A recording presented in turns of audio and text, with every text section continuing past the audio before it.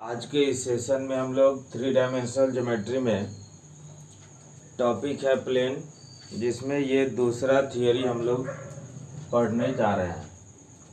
पहला हमने पढ़ा था normal form of a plane, यानी जो है अभिलंब रूपी जो है समतल का समीकरण। जबकि आज के सेशन में हम लोग पढ़ने चल रहे हैं कि equation of plane perpendicular to a given vector and passing through a point, यानी उस समतल का समीकरण हमें प्राप्त करना है जो किसी दिए गए वेक्टर पर सदिश पर लंब है और किसी दिए गए बिंदु से गुजरता है। तो देखिए यहाँ पर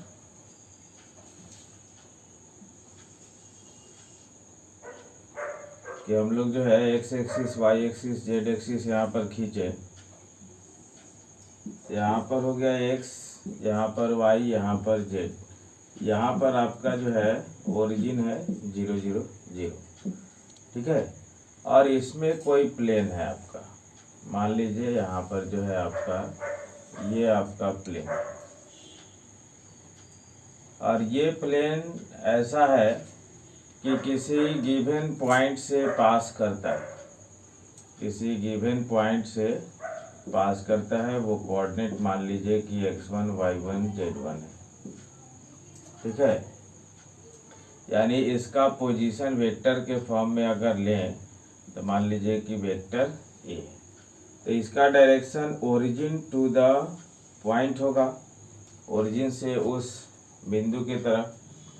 और देखिए जब भी हम लोग चाहे स्ट्रेट लाइन हो, 2D में जो हम लोग पढ़े हैं coordinate geometry, straight line, conic section, parabola, ellipse, hyperbola, किसी का भी इक्वेशन निकालने के लिए हम लोग को एक वेरिएबल पॉइंट की आवश्यकता होती है।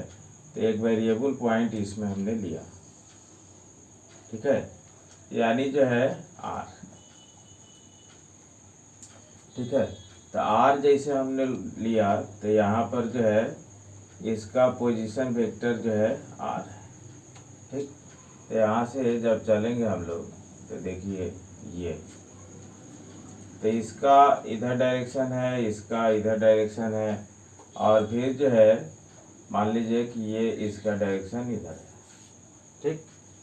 तब हम लोग देखिएगा कि ये देख लीजिए ये प्लेन पाई है, जिसमें एक गिवन पॉइंट हो गया x1 y1 z1, ठीक। एक वेरिएबल पॉइंट हमने r लिया जो कि x y z के फॉर्म में होगा, और इस पर जो है कोई जो है नॉर्मल वेक्टर दिया हुआ है जो इस प्लेन पर है, ठीक है। तो उसको हमने मान लिया n, जो कि मान लीजिए कि a I cap plus b j cap plus c k cap के फॉर्म में रहेगा, ठीक है। तो ये जो है नॉर्मल वेक्टर हो गया जो इस पर जो है प्लेन पर, यानी प्लेन पूरे समतल पर जो है परपेंडिकुलर है। तो अब देख लीजिए हमको इसमें प्लेन का इक्वेशन हमें निकालना है। तो प्लेन का इक्वेशन जब हमें निकालना है तो देखिएगा यहाँ पर प्रूफ में कि इन ट्रायंगल फिगर में दिखाई दे रहा है ORP।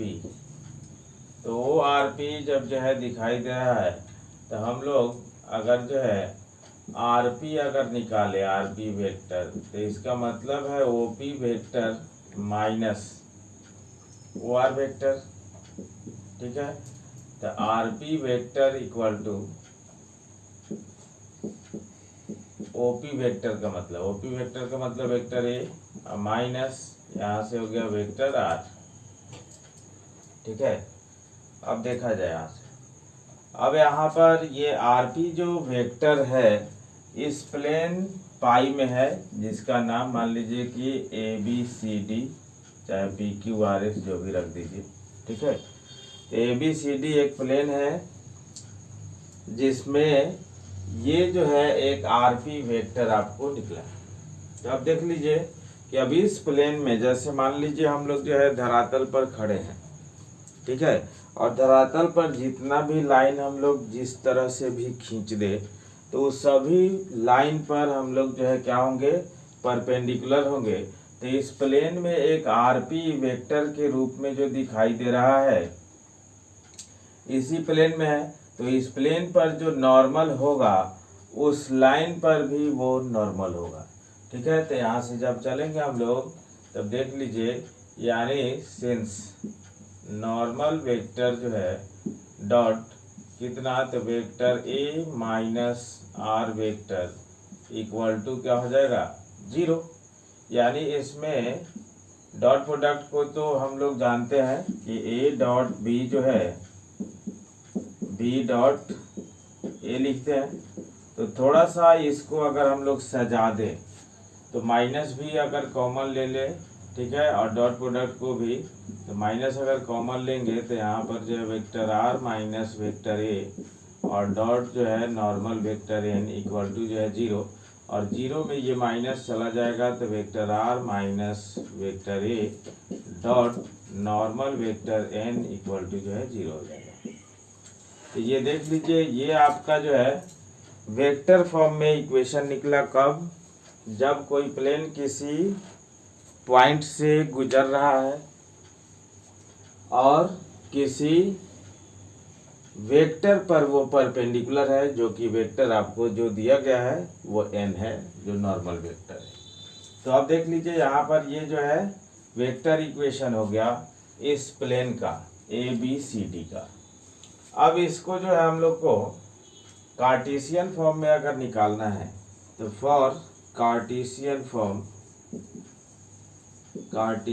फॉर्म यानी जो है कार्तीय रूप के लिए, तो कार्तीय रूप के लिए ये सभी देखिए पोजीशन वेक्टर को जो है एज ए पॉइंट जो है दर्शा करके लिखना पड़ेगा। तो for Cartesian form vector r जो हो जाएगा आपको x i cap plus y j cap plus z k cap, और फिर जो है यहाँ पर वेक्टर ए जो हो जाएगा आपको क्या हो जाएगा x1 I cap plus y1 J cap और प्लस z1 के कैप। ठीक है, तो z1 के कैप और नॉर्मल वेक्टर जो दिखाई दे रहा है आपको A I cap B J cap और सी के कैप, यानी वो जो है नॉर्मल वेक्टर हो गया आपको A I cap plus B J cap plus C K cap.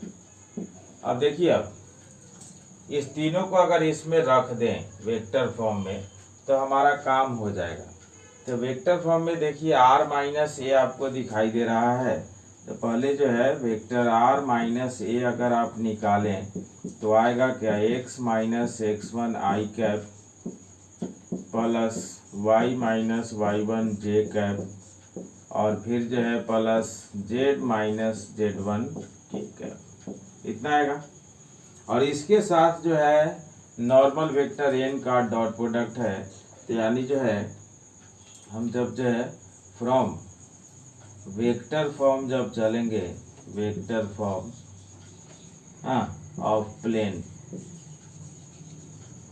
तो उसमें जो आपको दिखाई दे रहा है कि वेक्टर आर माइनस ए और dot normal vector n equal to जो है 0, तो इसके साथ आपको जो है इसका डॉट प्रोडक्ट चाहिए। तो ये हो जाएगा क्या a इंटू एक्स माइनस x1 आई वाला कोफिशिएंट के साथ मल्टीप्लाई जे वाला के साथ, यानी b into y minus y1 और plus c into z minus z1 equal to क्या 0। तो ये रहा आपका एक ऐसा इक्वेशन, जो किसी दिए गए पॉइंट से गुजर रहा है और किसी दिए गए वेक्टर पर परपेंडिकुलर है। अब देखिए इस पर आधारित एक प्रॉब्लम कि find the vector and Cartesian equations of the plane which passes through the point 5 2 -4 and perpendicular to the line with direction ratio 2 3 -1। यानी उस प्लेन का वेक्टर यानी सदिश और कार्टेशियन यानी कार्तीय दोनों जो है समीकरण ज्ञात करना है जो दिए गए पॉइंट इतना से पास करता है और उस लाइन पर परपेंडिकुलर है जिसका डायरेक्शन रेशियो इतना है। यानी कहने का मतलब है सॉल्यूशन में देखिए आपको जो है ये पॉइंट हो गया तो पोजीशन वेक्टर मिल गया, यानी गिवन हो गया आपको जो है कितना, तो पोजीशन वेक्टर ए 5i cap plus 2j cap और -4k कैप, और उस लाइन का जिस पर प्लेन परपेंडिकुलर है उसका डायरेक्शन रेशियो जब इतना दिया हुआ है तो इसका मतलब है वो नॉर्मल वेक्टर जो है इस टाइप का होगा 2i cap plus 3j cap और फिर जो है -1 k कैप। ठीक है, तो इस तरह से आपका जो है नॉर्मल वेक्टर भी निकल गया और फिर जो है यहाँ पर पोजीशन वेक्टर भी निकल गया जिससे पास कर रहा है। तो अब जो है सिंस वेक्टर इक्वेशन भी कितना, तो vector r minus vector a और dot normal vector n equal to 0। तो vector r minus vector a का मतलब 5i cap plus 2j cap -4k cap. ठीक है, और फिर जो है डॉट नॉर्मल वेक्टर यानी 2i cap plus 3j cap -k cap equal to क्या 0। तो इतना भी छोड़ा जा सकता है, चाहे इसका डॉट प्रोडक्ट इसके साथ कर लीजिए, उसके बाद भी छोड़ा जा सकता है। तो r dot 2i cap plus 3j cap -k cap और माइनस इसके साथ डॉट प्रोडक्ट 5 2 जा 10, यहाँ पर 2 3 जा 6 यानी 2 3 6 और माइनस प्लस 4 इक्वल टू 0। यहाँ पर देखिए कि आपको जो हो गया कि vector r dot 2i cap plus 3j cap और -k कैप और ये हो गया इक्वल टू क्या, तो 20। तो ये आपका जो है वेक्टर इक्वेशन हुआ। जबकि कार्टेशियन इक्वेशन जब निकालना है तब जो है डायरेक्ट आप लिख सकते हैं कि सिंस कार्टेशियन इक्वेशन भी याद है तो डायरेक्ट लिख सकते हैं आप, जैसा कि a इंटू x minus x1 plus b into y minus y1 plus c into z minus z1 equal to क्या 0। तो देखिए यहाँ पर ध्यान रहे जब भी आप ऐसा प्लेन का इक्वेशन लिखेंगे तो प्लेन में जो भी x का y का z का जो कोफिशिएंट होगा, जो गुणांक होगा, वो हमेशा डायरेक्शन रेशियो चाहे direction cosine of the normal to the plane ही रहेगा। यानी कहने का मतलब है वो जो है उस समतल पर जो अभिलंब है उस अभिलंब का द्विक कोज्या हो सकता है, चाहे द्विक अनुपात हो सकता है। ठीक है, तो यहाँ पर देखिए कि उस नॉर्मल वेक्टर यानी परपेंडिकुलर लाइन का ये डायरेक्शन रेशियो दिया हुआ है, तो ए बी सी के जगह पर ये बैठ जाएगा, तो 2 इंटू एक्स माइनस कोऑर्डिनेट के जगह पर ये बैठेगा 5 plus 3 into y minus 2 minus 1 into z plus 4 equal to क्या 0। यहाँ से जब चलिएगा तो 2x minus 10 plus 3y minus 6 minus z minus 4 equal to 0। यहाँ से हो गया आपको 2x plus 3y minus z 10 6 16 4 20 equal to जो है 20। ये देख लीजिए एक अगला थ्योरी है प्लेन का कि equation of plane passing through 3 non collinear points.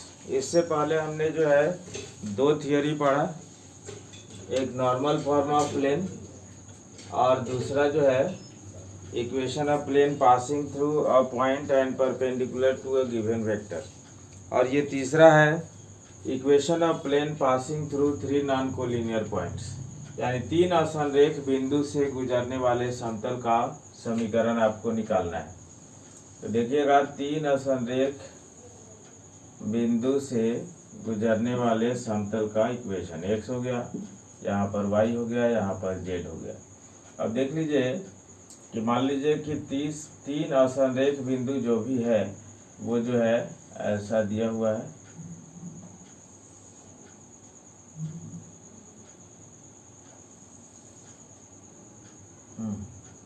इस तरीके से, ठीक है। तो यहाँ पर जो है पोजीशन वेक्टर ए दिया हुआ है, मान लीजिए यहाँ पर पोजीशन वेक्टर बी दिया हुआ है और यहाँ पर जो है पोजीशन वेक्टर सी दिया हुआ है। इस तीनों जो है असंरेख बिंदु से, मान लीजिए कि ये जो है प्लेन आपका जो है गुजर रहा है, ठीक है।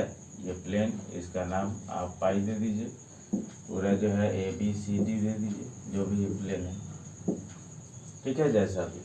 तो इस तीनों पॉइंट से गुजर रहा है। तो इस तीनों पॉइंट से जब गुजर रहा है तब जो है हमें जो है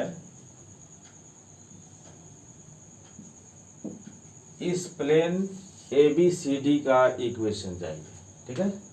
तो यहाँ पर देख लीजिए, अब 3 पॉइंट जब दिया हुआ है तो इसके साथ साथ एक वेरिएबल पॉइंट तो होगा ही। यहाँ पर देखिए कि इधर जो है एक पॉइंट हम लोग वेरिएबल पॉइंट r के रूप में ले लेते हैं, जिसका पोजीशन वेक्टर r है। तो यहाँ पर A है पॉइंट, B है पॉइंट और C है पॉइंट। तो अब देखिए यहाँ पर जब चलिएगा तो एक जो है इससे मिला दिए, इसका डायरेक्शन इस तरीक़ा से हो गया, एक इससे मिला दिए, इसका डायरेक्शन इस तरीक़ा से हो गया, और फिर जो है एक इससे मिला दिए, इसका डायरेक्शन मान लीजिए इधर हो गया, ठीक है। तो ऐसे तो जो है देखिए यहाँ पर आपका ओरिजिन है, तो ओरिजिन से उस पॉइंट की ओर सब जो है पोजीशन वेक्टर का डायरेक्शन होता है, ठीक है। तब जो है आपको जो है अब काम करना है। तो देखिए यहाँ पर जैसे हम लोग फ्रॉम फिगर चलते हैं, फ्रॉम फिगर यानी जो है चित्र से, तो एक बार अगर जो है AB वेक्टर निकाल रहे हैं तो AB वेक्टर इक्वल टू कितना, तो टर्मिनल माइनस इनिशियल यानी वेक्टर B माइनस A। फिर जो है अगर AC वेक्टर आप निकाल रहे हैं तो AC वेक्टर इक्वल टू जो है टर्मिनल माइनस इनिशियल यानी vector C minus vector A, ठीक है। अब देखिए अब इस दोनों वेक्टर AB और जो है क्रॉस AC इसको निकालते हैं, तो ये जो है वेक्टर B माइनस A और cross vector C minus A ये निकलेगा। और देख लीजिए कि पहले से हम लोग को जो है वेक्टर में सिखाया जाता है, चाहे सिखाया गया है कि वेक्टर में हम लोग जब भी किसी भी दो वेक्टर का क्रॉस प्रोडक्ट निकालते हैं, वेक्टर में हम लोग जब भी किसी दो वेक्टर का क्रॉस प्रोडक्ट निकालते हैं, तो देखिए यहाँ से जैसे ये AB है, ठीक है, ये देखिए ये A है, ये B है, AB का क्रॉस प्रोडक्ट निकालेंगे तो ये जो है इस A क्रॉस B का जो डायरेक्शन है A और B दोनों पर परपेंडिकुलर हो जाएगा, दिख रहा है। तो उसी तरह से देखा जाए यहाँ से कि जब भी हम लोग यहाँ पर AB और AC इसका जब क्रॉस प्रोडक्ट निकालें तो इसका मतलब है कि AB और AC दोनों पर परपेंडिकुलर हो जाएगा इस प्रकार से, और दोनों पर परपेंडिकुलर होने का मतलब है कि वो अब इस प्लेन के लिए नॉर्मल वेक्टर का कार्य कर रहा है। तो नॉर्मल वेक्टर का जब कार्य कर रहा है, यहाँ पर देखिए नॉर्मल वेक्टर का जब कार्य कर रहा है, तो अब आप जो है इस पॉइंट को लेते हुए और इस वेरिएबल पॉइंट को लेते हुए एक और वेक्टर निकाल सकते हैं, क्या, तो AR। तो AR जब वेक्टर निकालिएगा तो फिर टर्मिनल माइनस इनिशियल यानी आर माइनस वेक्टर ए। तो अब देखिए ये जो ए बी क्रॉस ए सी है वो क्या है कि इस प्लेन पर परपेंडिकुलर है, जबकि आर माइनस ए एक उस प्लेन में का एक लाइन वेक्टर है। इसका मतलब है कि इस प्लेन पर जो भी नॉर्मल वेक्टर होगा उस लाइन वेक्टर पर भी परपेंडिकुलर होगा। यानी यहाँ से आप जो है निकाल सकते हैं कि हेंस यानी जो है वेक्टर ए आर और डॉट क्या, तो ए बी क्रॉस ए सी और इक्वल टू 0 हो जाएगा। यानी कहने का मतलब है vector are minus A dot क्या, तो vector B minus A cross vector C minus ए और इक्वल टू जो है कितना, तो 0। तो ये रहा बाबू आपका कौन सा, तो आपको जो है vector equation of plane passing through 3 non collinear point, यानी उस समतल का इक्वेशन जो 3 असंरेख बिंदु से गुजर रहा है उसका ये सदिशीय समीकरण हुआ। अब देखिए अगर जो है आपको कार्टेशियन इक्वेशन निकालना है तो कार्टेशियन इक्वेशन निकालने के लिए जैसे ए, तो ए का पॉइंट जो बनेगा x1 y1 z1, बी का पॉइंट बनेगा x2 y2 z2 और सी का पॉइंट बनेगा x3 y3 z3 और ये वेरिएबल पॉइंट आप जो है लेते हैं x y z।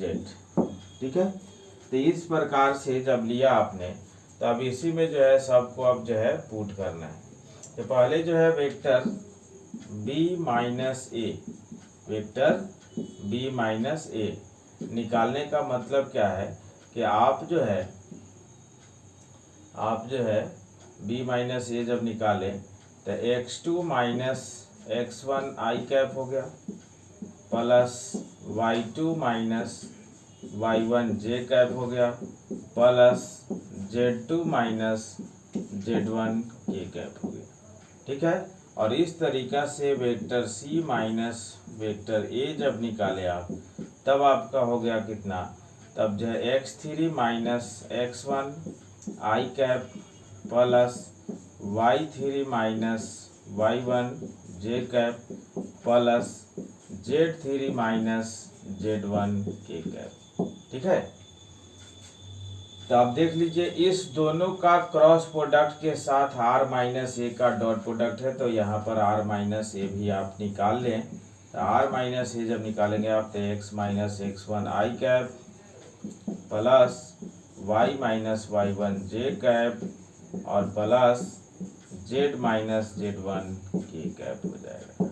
ठीक है, अब देखिए तो पहले अब आप जो है क्या करिएगा, क्या निकालिएगा, पहले जो है इस दोनों का आप क्रॉस प्रोडक्ट निकालेंगे। यानी आपका जो है देखिए यहाँ पर वेक्टर b माइनस ए और क्रॉस वेक्टर c माइनस ए, तो क्रॉस प्रोडक्ट हम लोग डिटर्मिनेंट मेथड से बनाते हैं। तो फर्स्ट रो में i j k, second row में पहले वेक्टर का i j k का गुणांक, यानी यहाँ पर आ जाएगा x2 minus x1 y2 minus y1 z2 minus z1।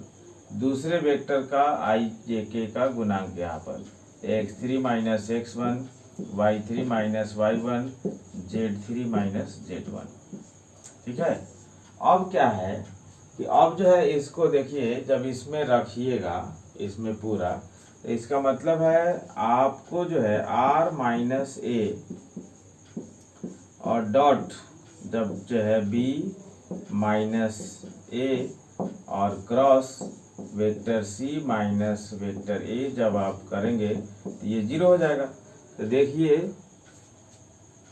कि यहाँ पर जो है अब इसी वेक्टर का इस वेक्टर के साथ जो है डॉट प्रोडक्ट निकालना है। और डॉट प्रोडक्ट जब हम लोग निकालते हैं तो i j k के साथ कोफिशिएंट के साथ जाता है और मल्टीप्लाई हो जाता है, आई जे के ख़त्म हो जाता है। तो वैसा केस में जब आई के साथ जो है इसका ये वाला जा कर के बैठेगा तो यहाँ पर x माइनस x1 बैठ जाएगा, यहाँ पर आपको y माइनस y1 बैठ जाएगा और यहाँ पर जो है z माइनस z1 बैठ जाएगा, क्योंकि i डॉट i जो है 1 हो जाएगा, j डॉट z जो है 1 हो जाएगा और k डॉट k जो है 1 हो जाएगा। ठीक है, तो रिक्वायर्ड इक्वेशन जो आपको जो बनेगा कार्टेशियन इक्वेशन के लिए, equation of plane passing through 3 non collinear points के लिए क्या आते हैं, x minus x1, y minus y1, z minus z1, यहाँ पर x2 minus x1, y2 minus y1, z2 minus z1 और फिर यहाँ पर x3 minus x1, y3 minus y1 और z3 माइनस z1 और डिटर्मिनेंट जो है इक्वल टू 0। तो ये देख लीजिए, ये आपका जो है Cartesian equation of plane passing through 3 non collinear points, यानी 3 असंरेख बिंदु से गुजरने वाले समतल का ये कार्तीय रूप है, जबकि यहाँ पर जो है ये वेक्टर रूप है।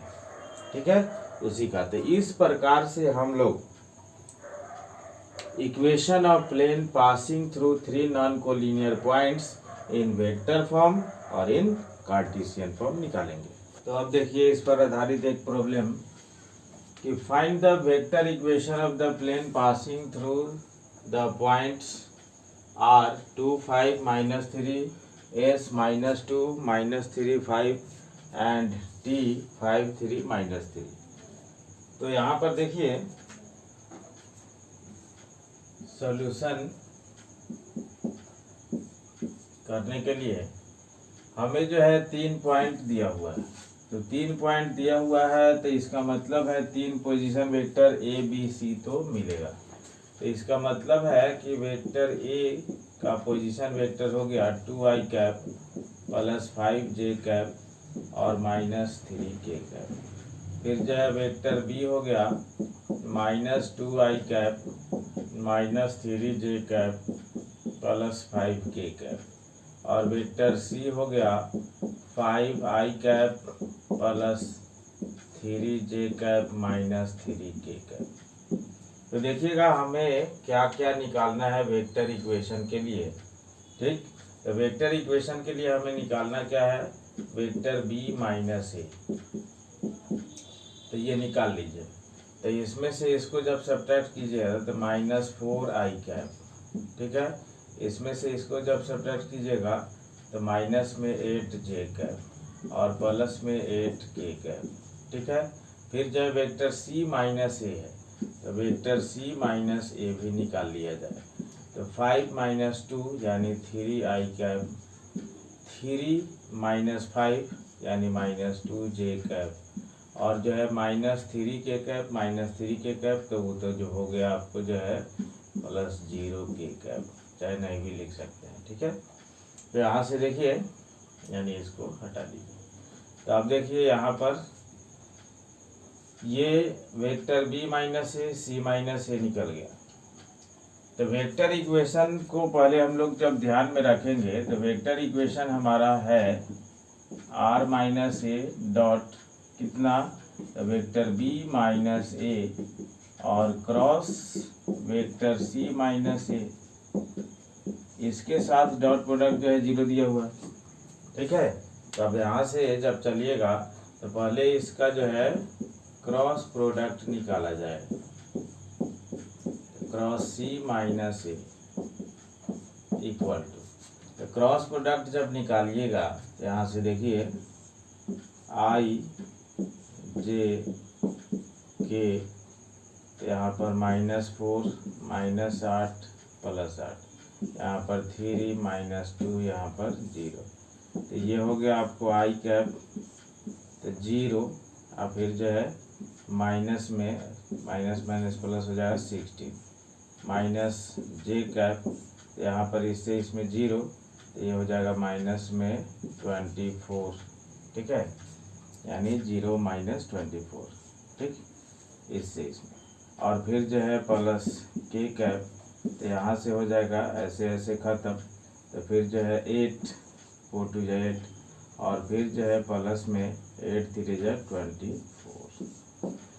तो ये पूरा का पूरा हो गया 16i cap plus 24j cap और प्लस 32k कैप। तो ये क्या आ गया, b माइनस ए सी माइनस ए। अब जो है r माइनस ए निकालना है, तो r माइनस ए का मतलब 2i कैप और plus 5j cap minus 3k cap. तो r माइनस ए जो है इस तरह से रहेगा, ठीक है। इसी के साथ जो है इसका जो है डॉट प्रोडक्ट 0 निकालना है। तब जो है यहाँ पर देखिए, यहीं पर लिख दीजिए direct, hence equation of plane B, इसके साथ r माइनस ए डॉट, यहाँ पर 16i cap plus 24j cap और plus 32k cap equal to क्या, 0। तो जो है यहाँ पर इसको जब सजाएंगे आप, तो देखिए सजाइएगा, तो vector r dot 16i cap plus 24j cap और प्लस 32k कैप, और फिर जो है देखिए यहाँ पर माइनस लगा हुआ है, तो माइनस, ठीक है। तो आई वाला के साथ 16 दूना 32, आई खत्म, 24 5 120, ठीक है।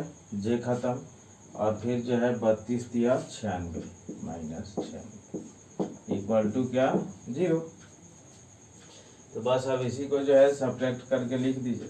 तो यहाँ पर जो हो जाएगा आपको, जो vector r dot 16i cap plus 24j cap plus 32k cap, ठीक है। तो यहाँ पर देख लीजिए कि यहाँ पर जो है 120 में से 96 जाएगा, तो 24 बच गया, तो माइनस 24 जब इसके साथ जुड़ेगा तो जो है 4 2 6 3 2 5 इक्वल टू क्या, 0।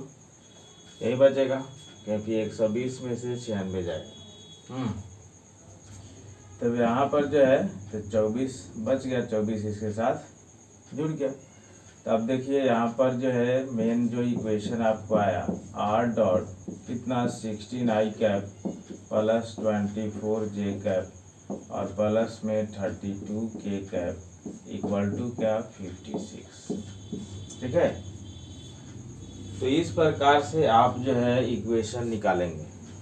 एक जो है देखिए नोट के तौर पर ध्यान में रखिएगा इसको, कि नोट के तौर पर हमेशा कि जब भी अगर तीनों पॉइंट कोलिनियर हो जाए, ठीक है, तीनों पॉइंट कोलिनियर हो जाए, मान लीजिए कि इसी एक ही लाइन पर जो है तीनों पॉइंट आ गया, तो फिर उस केस में आपको इक्वेशन ऑफ प्लेन निकालना जो है थोड़ा सा कठिन हो जाता है। और कठिन इसलिए होता है कि इस कोलिनियर पॉइंट से इनफाइनाइट जो है प्लेन आपको गुजरने लगता है, ये, ठीक है।